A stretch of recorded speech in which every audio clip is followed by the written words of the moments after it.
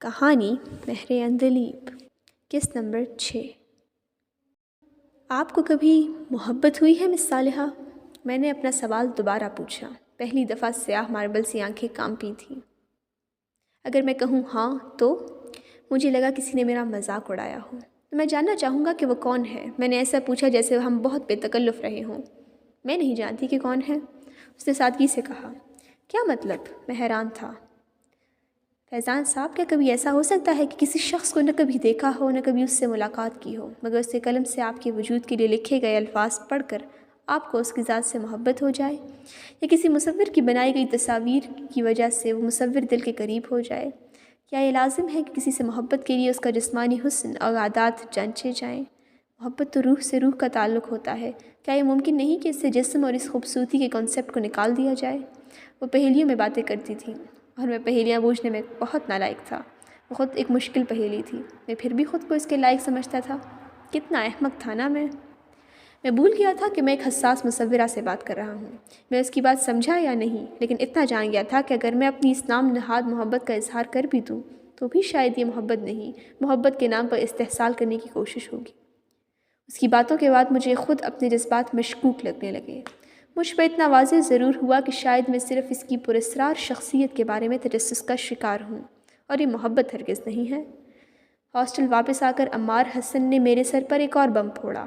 اس کے خفیہ ذرائع نے اسے خبر دی تھی کہ صالحہ ہما کی منگنی شہر کے مشہور بزنس ٹائکون رضا افندی کے اکلوتے بیٹے شاہ زیب افندی سے طے ہو گئی ہے، اور 2 مہینے بعد اس کی شادی ہے۔ مجھے لمحوں میں بات سمجھ آئی۔ صالحہ ہما ڈسٹرب تھی، اور اس کی وجہ یقیناً یہ نیا رشتہ تھا۔ وہ جس محبت کی بات کر رہی تھی، شاید اس محبت سے دستبردار ہونے کا وقت اب آ چکا تھا۔ میں نے ایک گہری سانس بھر کر خود کو کمپوز کیا۔ مجھے حیرت تھی کہ صالحہ ہما جیسی مضبوط کردار اور شخصیت والی عورت بھی کسی سے اتنی محبت کر سکتی ہے کہ بھری محفل میں بیٹھے بیٹھے کھو جائے۔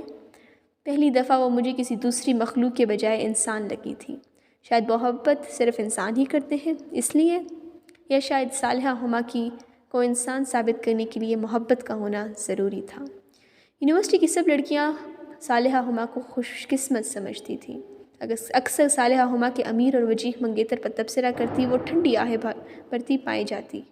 کسی کے نزدیک صالحہ ہما گولڈ ڈگر تھی، اور کوئی دبے الفاظ میں اس کے اس نئے رشتے کو لمبے عرصے کی محبت کا نتیجہ کہتا تھا۔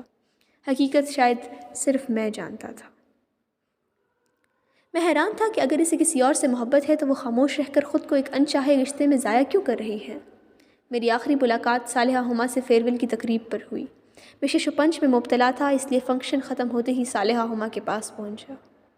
آپ خوش ہیں مس صالحہ؟ میں نے بغیر کسی تمہید کے پوچھا۔ وہ کسی جونیئر سے بہو گفتگو تھی، میری طرف مڑی اور الجھن زدہ سی مجھے دیکھنے لگی۔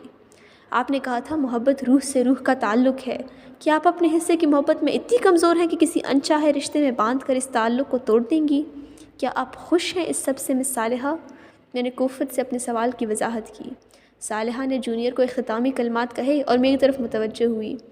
کیا فرق پڑتا ہے فیضان صاحب اب اس سے؟ اس نے آنکھیں میچ کر کرسی کی پشت سے ٹیک لگا لی۔ اس کے لہجے میں زمانے بھر کی اداسیاں تھیں۔ یعنی آپ خوش نہیں ہیں؟ میں نے اس سے اعتراف مانگا۔ فیضان صاحب، اگر خوش رہنا ہنسنے مسکرانے کو کہتے ہیں تو جی میں بہت خوش ہوں۔ اگر خوشی اطمینان کو کہتے ہیں تو شاید آپ کے سوال کا جواب میرے پاس نہیں ہے۔ برقی کمکموں کی سترنگی روشنیاں اس کی تھکن زدہ چہرے پر پڑ رہی تھیں۔ سیاہ آنکھوں کی چمک آج پر سمردہ تھی۔ اگرچہ میں اس کی شان میں قصیدے پڑھنے والوں سے خاصا چڑھتا تھا، پھر بھی میں نے کبھی صالحہ ہما کو ایسے دیکھنے کی خواہش نہیں کی تھی۔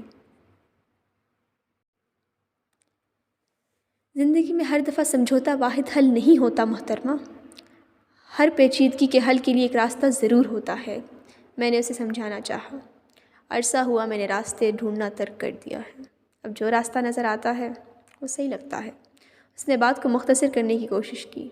آج آخری ملاقات تھی، میں آج خاموش ہونے کا رسک نہیں لے سکتا تھا۔ وہ خاموش اور پراسرار کتاب تھی، اور ابھی مجھے اس سے صرف ہمدردی ہو رہی تھی۔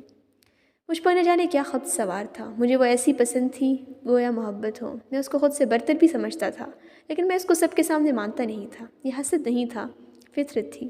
شاید ہر مرد کی خواہش ہوتی ہے کہ ناقابل تسخیر عورت اس کی تحویل میں ہو۔ میری بھی تھی۔ کمال ہے، آپ کی محبت اتنی ارزاں ہے، آپ کو شاید انسانوں کے اور ان کے جذبات کی قدر نہیں۔ میں تلخ ہوا، میرے نزدیک یہ حقیقت پسندی تھی۔